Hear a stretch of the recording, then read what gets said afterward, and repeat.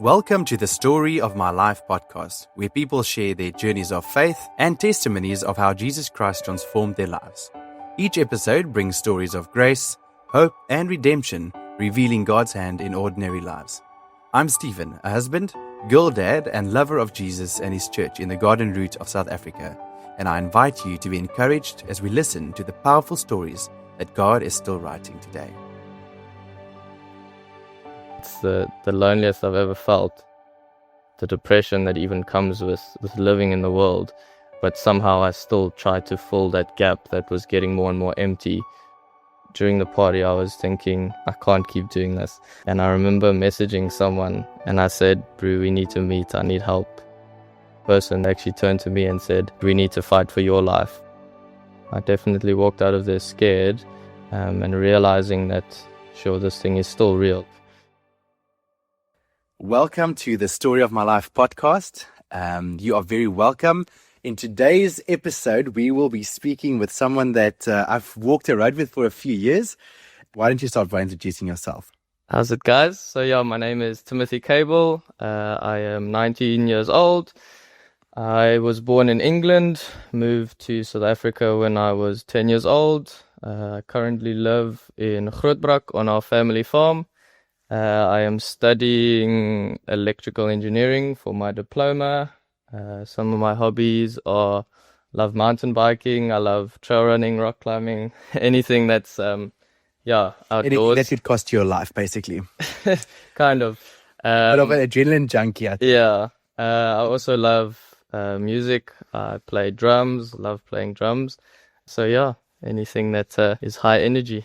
So just a bit more background on how I know Timothy. As he said, now he's 19, so he finished school last year, 2024.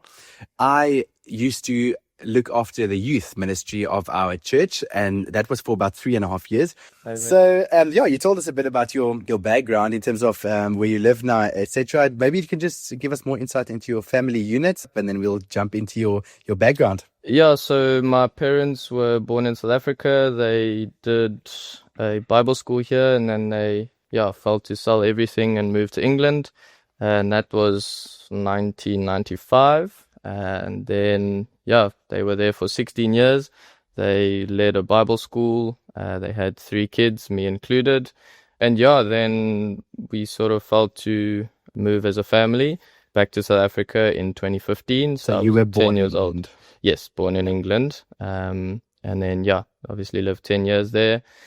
And I think moving back to South Africa, the main thing I was excited about was being able to ride quad bikes and have a nice open spaces, open farm to have freedom. Especially growing up in England, it's a lot more rainy and confined. So the story that Timothy's going to share with us today, again, I make a point of not getting all the details ahead of time, so it's organic and easy flowing. But I do know that a large portion of it is how the Lord has kept him, how the Lord has sometimes disciplined him, how the Lord has pulled him back, how the Lord has left him to his own devices to learn. And so this is one could say the typical story of the struggle of a young person trying to find their feet in a world with loads of influence. And so, but in many ways, it's also not your typical story, as God has such a special, unique journey with everyone. And so I want to give you the opportunity to walk us through your story, maybe starting with your childhood, and we'll see where we go from there.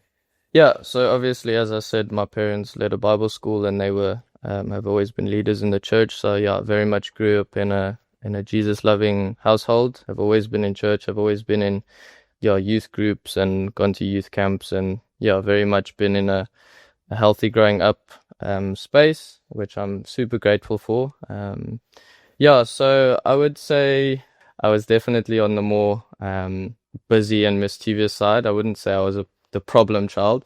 I was definitely more busy.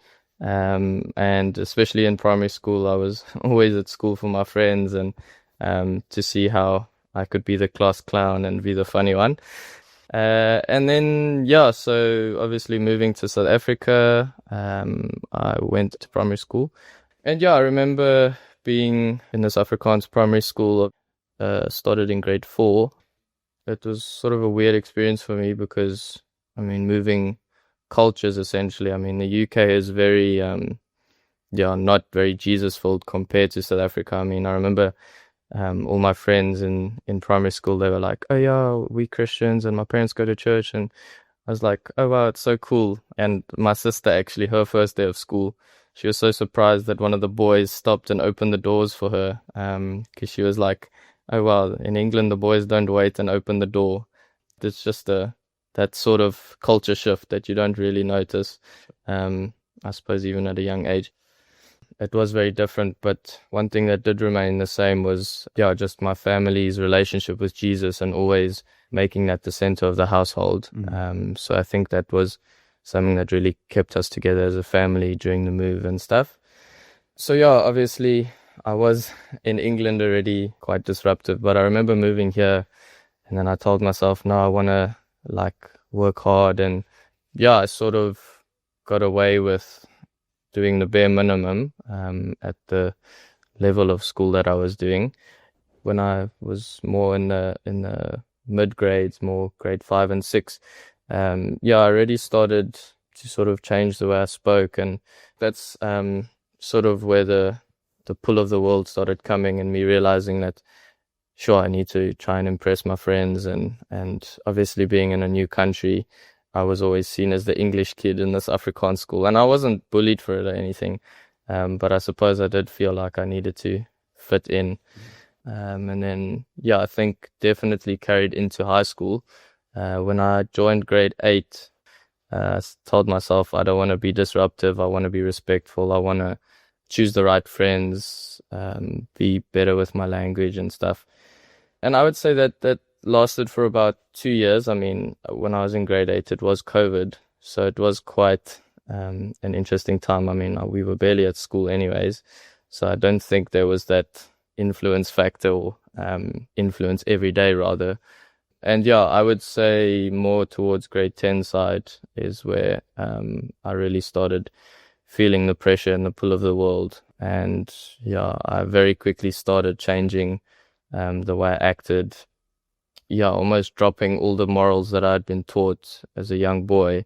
Obviously growing up in a Christian home, my parents taught me that there's certain things that you stay away from, and there's certain things you don't do, and the way you conduct yourself and things.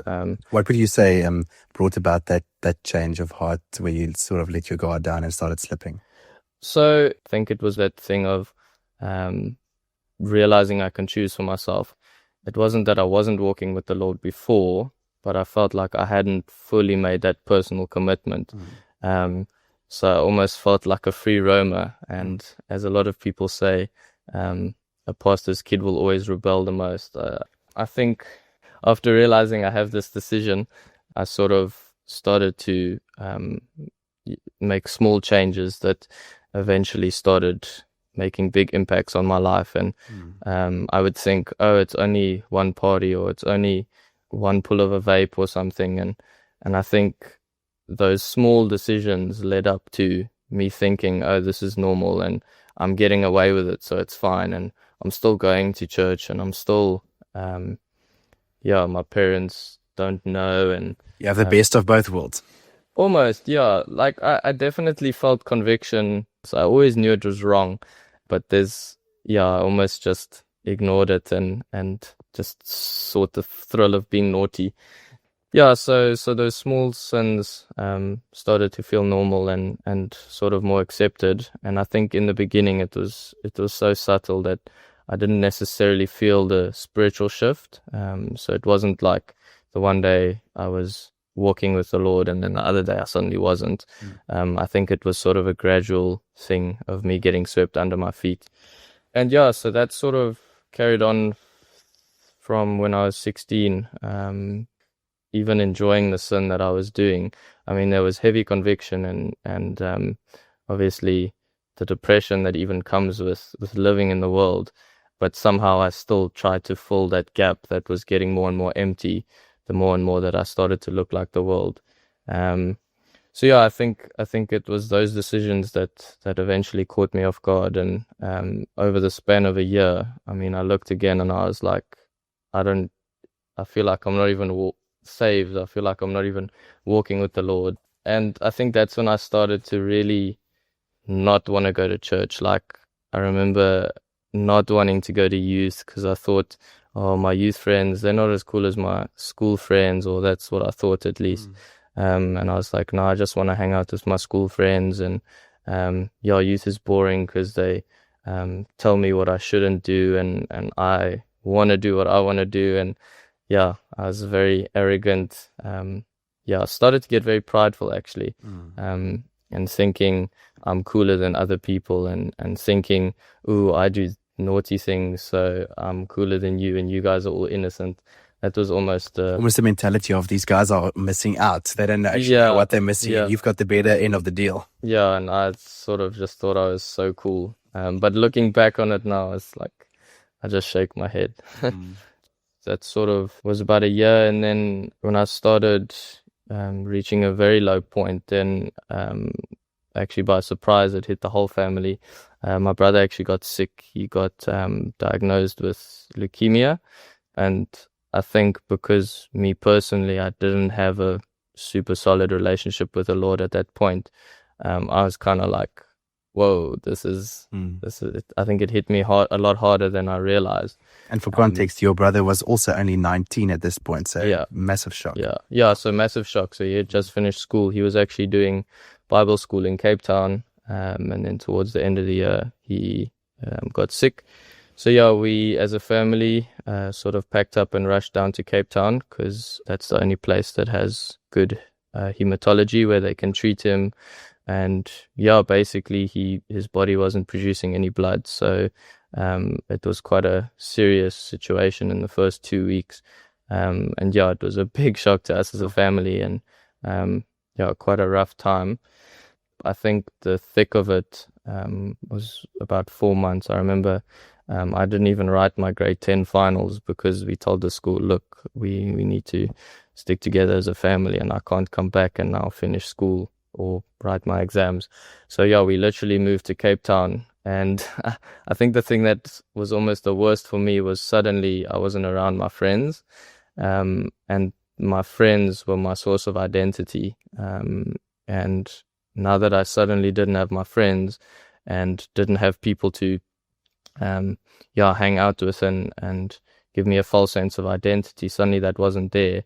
Yeah, I remember I used to just go ride my bike the whole time and sort of try and escape, but I remember it would be so lonely, and I remember feeling like, I don't know, it's the loneliest I've ever felt, and it's not, I think, the direct trauma of my brother being sick and me stressing about him necessarily.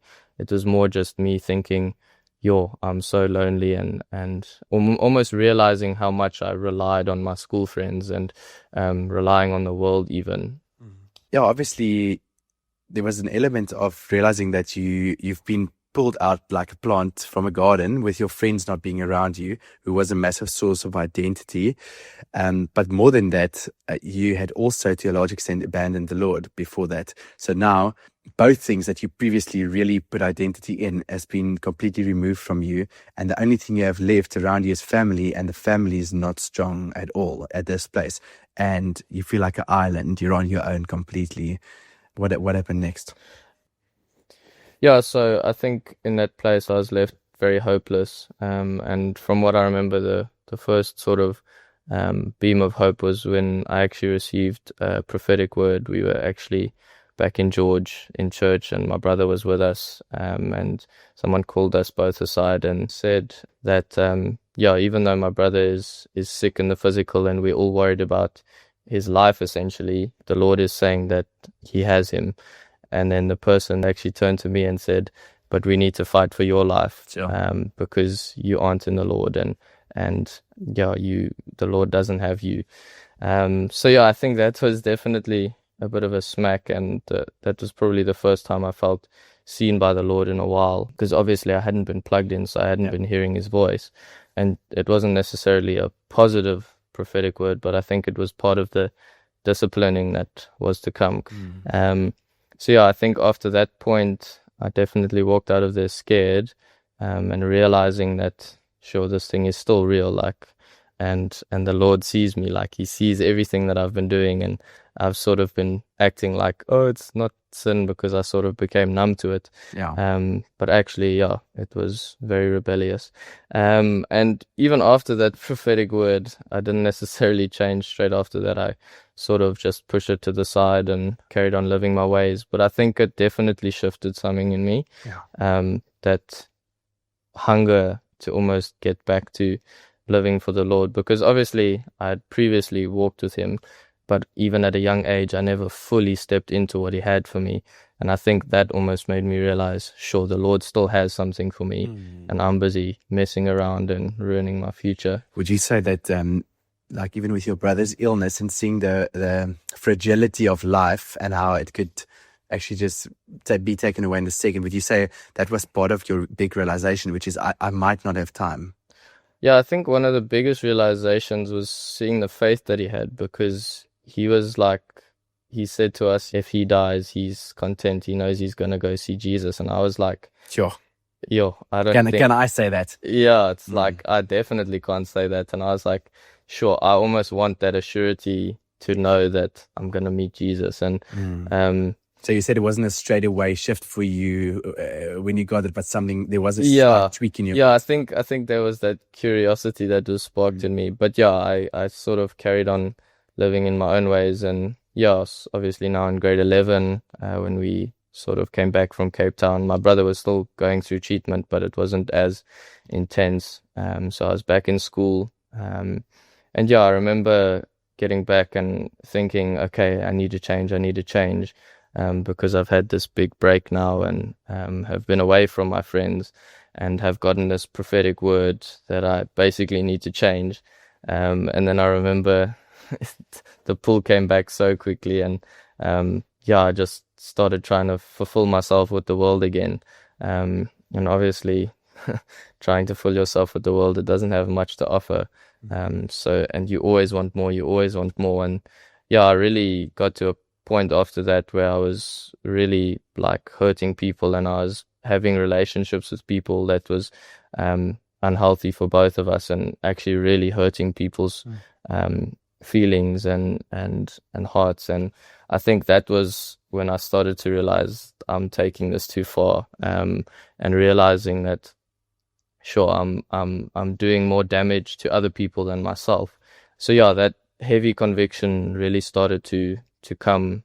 I remember, I think it was some party I went to, and I remember during the party I was thinking, this is the last one. Like I can't keep doing this. And I remember messaging someone from church that I knew, and I said, "Bro, we need to meet. I need help." And that was the first moment of... You sent that message at the party? Yeah, sure. Yeah. Because I knew myself. I knew after the party that I'm going to think, oh no. So I sent that message when that conviction hit. Almost holding yourself accountable. Yeah, for sure. And even after I sent that message, I was like, oh, flip, I shouldn't have done that. Now they're going to come and bother me and ask me to be vulnerable. But I think me sending that message was the best thing, because that person did follow through with it, and they chased me down and said, no, hey, we're going to meet. So yeah, eventually I met with that person, and it was difficult because I hadn't been vulnerable or open to someone, especially someone I didn't know that well, someone with more wisdom, and definitely knew how to ask questions and ask the right questions to get me to open up. And I remember they actually came to my farm, and I remember walking down to the dam with him after I'd shared all this stuff. And I remember saying to him, I was like, I feel so much lighter. It's so hard to explain. And I hadn't even asked forgiveness from the Lord yet, but I just shared it and brought it into the light. And I think that just broke something open. For sure. And yeah, I literally spent the whole day with that person. We went and had lunch somewhere, and I just kept talking and kept opening up. And I remember that weekend was like the best weekend I had in 2 years, because I just felt so light. And it wasn't even anything that person did necessarily. It was just me sharing and bringing it into the light and being vulnerable.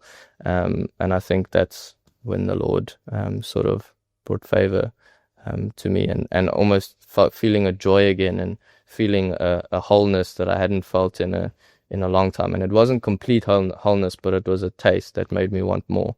Yeah. Which was so cool. Yeah. So you mentioned that, the word talks about confession and there's repentance, and that's two different things. And it certainly is a thing of bringing something into the light, into the other people's knowledge, that takes a burden off of your shoulders. And you spoke about confession now, and confession brings about lots of freedom. But that leaves us with a very important step, which is actual repentance, going to the Lord, saying sorry and turning away. And so what did that reconciliation to the Lord look like? Yeah, so it's quite interesting. So I actually walked out that journey after that weekend.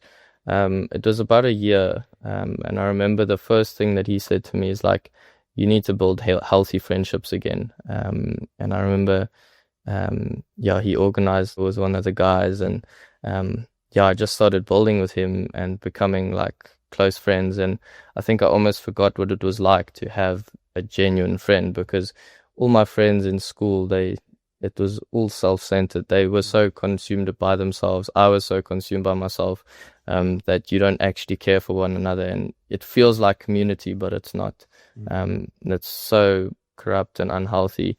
And I think having that friendship where I was like, sure, Jesus is in this friendship. Like, it's not just us having a lack of time or whatever. Like, we would actually pray together. And it actually got to a point where it was such refreshing times being with those friends, and being able to even open up with my peers about what I'm struggling with and things. And that was, it was really cool for me.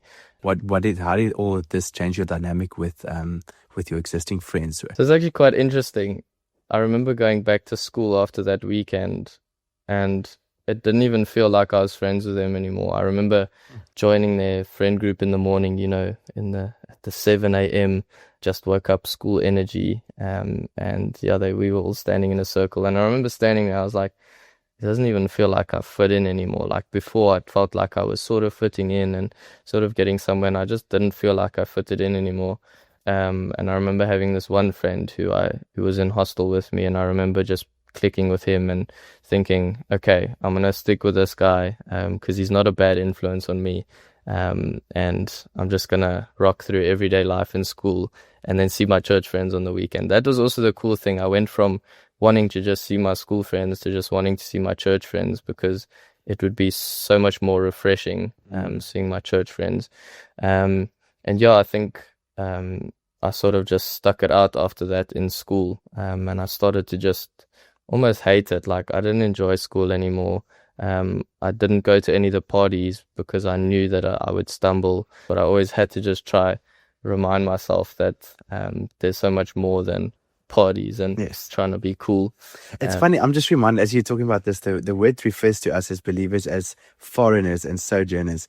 Some translations say aliens, which is like an invasive thing. And it's funny how the very place that once felt like home, all of a sudden you felt like an alien and a foreigner and a sojourner. Even as the word says that we are from this world, but not of it. And all of a sudden, what really felt like this was your natural habitat, all of a sudden felt like hostile territory, because I believe you probably became more aware of the spiritual battle. Yeah, it definitely felt like a complete shift, and it was definitely a quick shift. It wasn't a slow shift. And I think that's also what made me realize the power that I had experienced over just opening up. So fast forward about a year, definitely building a relationship with the Lord, but I still felt like there was a blockage. And I remember there was a learning about the spiritual workshop or something. I can't remember what it was called, but I remember going to it, and I was quite expectant because obviously I'd known a lot about the spiritual realm and manifestation and stuff, because growing up in church, I was definitely aware of it. And so I remember going to that, and they sort of put this list on the screen of what to respond to, because they did a practical time afterwards, and there was like the occult and all those things, and I was like, nah, that's none of that stuff. And then I remember seeing soul ties, and I was like, sure, maybe because of all the past relationships and unhealthy relationships I had, maybe there's soul ties, maybe that's what's keeping me from the Lord and that blockage. And I remember going to someone, I said, I want to go up for soul ties. And then when they did the call up, I was like, no, but I don't want to go anymore. And I remember that person looked at me and said, you said you're going to go. Anyway, so I went. And then, I told the person, there was a bunch of leaders in the front, and I told them, this is my situation, and let's just pray for soul ties. And then when we started praying, it completely shifted to a bunch of other stuff. It was quite a crazy experience. And then they were just casting these things out of me. But a lot of work happened that night. And I remember thinking, like, I did not think there was any of those things inside of me. I thought because I'd walked a whole year with the Lord that I'd be good or clean or whatever. And the person the leader that was actually helping me through it, he actually asked me if I'd been baptized. And I had actually been baptized. I got baptized when I was about 14, 15, in another church we were in. Then I remember everyone who asked me, how was it like? And I just said cold. And I don't think I understood the significance of what baptism meant. And I didn't understand the spiritual meaning behind it. And that's what I think he meant when he said, no, he feels that I must get rebaptized. So next day, I messaged all my comm leaders and the leaders in the church, no, I'm going to get baptized. And I remember it was actually after a gathering. And I remember at that gathering, even like I've never worshipped the Lord so freely, because obviously I'd gotten all that junk out the previous night. I was like, sure, it feels like that blockage is gone. And I remember looking around and I just started crying because I was like, sure, I just got such a love for the church. I was like, Lord, this is such a cool thing that you've given us, this community and this church. So I think even since then, it's just given me a love for the church and a love for community. Anyways, I got rebaptized, and I think that sort of solidified it. It was that freedom, and then that sort of solidifying it, and that for me was a big turning point into walking my relationship with the Lord. So here I am about a year later since all that happened. So as you've been sharing, I actually felt the Lord bring to mind the scripture from Luke 15, the parable of the prodigal son, which is a very familiar portion of scripture. But the part that I just felt to read quickly was in verse 21, Luke 15, verse 21. After he had returned to his father's house, the prodigal son, he said, Father, I've sinned against you, and I'm no longer worthy to be called your son. And almost interrupting him, the father says in verse 22, he said to his servants, quick, bring the robe and put it on him, put a ring on his finger and sandals on his feet. Bring the fattened calf, kill it, and let's have a feast to celebrate. For this son of mine was dead and now is alive again. He was lost and now is found. And so they began to celebrate. Yeah. And that's just such a beautiful picture. And I feel like the Lord doesn't just open the door and allow you back in the house. Yeah. He actually he starts pouring out favor over you for that response. And I wonder if you can share with us what was that golden ring, that cloak, the sandals? What was the fattened calf? Like what is it that you're walking in now that you feel like I feel the Lord's favor? How's your daily life different since walking in freedom? Yeah. So it was actually quite cool because when that baptism and everything happened, that was sort of when I just left school. And it sort of gave me so much time to really dwell in the Lord and like have quiet times and spend just time praying with him throughout my day, because there was such little interruptions, because I study online, so I don't go to campus, I don't do lectures or anything. So it really gives me so much time to just self-reflect. And obviously it's been a year since that whole thing happened, the baptism and everything. And I really have been walking in freedom and just being able to see the fruit in my life around my peers, and being able to even share the gospel with people. Like I'd be at like a McDonald's and then I'd just see someone and feel the prompting. I was like, I need to go share with them. And then I would, and I'd invite them to church, and maybe they wouldn't come, but I'd have faith that I planted a seed and that it will grow somewhere else. And I think that's sort of what we're called to, is just to grow his kingdom and share the gospel. And it's not just to strangers, it's I think even to peers, because I think a lot of our days we spend times with people who aren't necessarily from our church or saved. And I think that's something that the Lord really is working in me, is trying to be salt and light to my peers, and just people who I spend everyday life with. So yeah, I think that's almost the fruit that I've seen, and just knowing that the Lord is so real and having that assurity in knowing, and almost like my brother had that assurity that he's going to go to heaven. It's like, sure, now I almost know what that feels like, and it's so cool. Yeah, just to walk in freedom and realize how much the Lord has changed in me in just a year, 2 years. It's cool. It's funny reflecting back now. I was reminded that you and I had a conversation 2023, early 2023. Yeah, about 2 years ago. Yeah, and I said to you, you are a leader. I remember it was in com. I was in your com. Yeah. So we were in the same home group, and I said to him, he's a leader. And I said to you, people will follow you. Yeah. It doesn't matter where you're going. Yeah. And actually, it's quite a heavy thing to realize, because you're a natural leader. And at that point, I was convinced that you're leading people in the wrong direction. Yeah. And I knew that because you're such an effective leader, and it's such a redeeming story to see that you've returned to the Lord, and knowing for a fact that people are still following you, but they're following you in the right direction now. Yeah. And so this, although a lot of these experiences happened in high school and just after high school, I don't think this is a story of a, I don't know, an insecure, unstable teenager. I think this is a story of your average prodigal son. And this is just the line that's highlighted to me the whole time. And so this could be very much applicable to someone in any life stage. Yeah. And what I mean by that is it's someone that's knows the truth, but they are running from the Lord. Yeah. I know I had a season like that in my life. And testimony is an undeniable thing. Yeah. I mean, I could deliver a sermon on a Sunday and tell people how important it is to get back to Jesus if they're running from him. But a story like this shows the incredible freedom and the reward that comes from taking the leap. And how even coming into your father's house with your head bowed down and saying, I've sinned. And the Lord says, I'm going to treat you like you never left. I want to bestow. And so what is your encouragement to someone who's struggling to find the courage to take the leap to approach their father's house after being stray? Sure.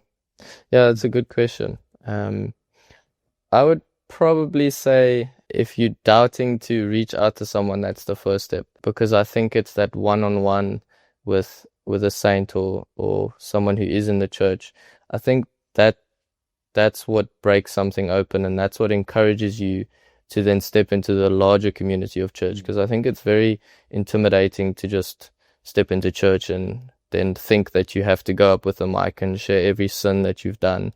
But I think it's just that slowly bringing it into the light with a leader or an elder or someone in your congregation. If you're not part of a congregation, then definitely try and get slotted in and seek someone who you would feel comfortable sharing with. I think that's the thing. I remember my excuse was, I don't want to share with anyone here. I don't think anyone here will get me. And I think that's just a lie from the devil, because everyone there gets you.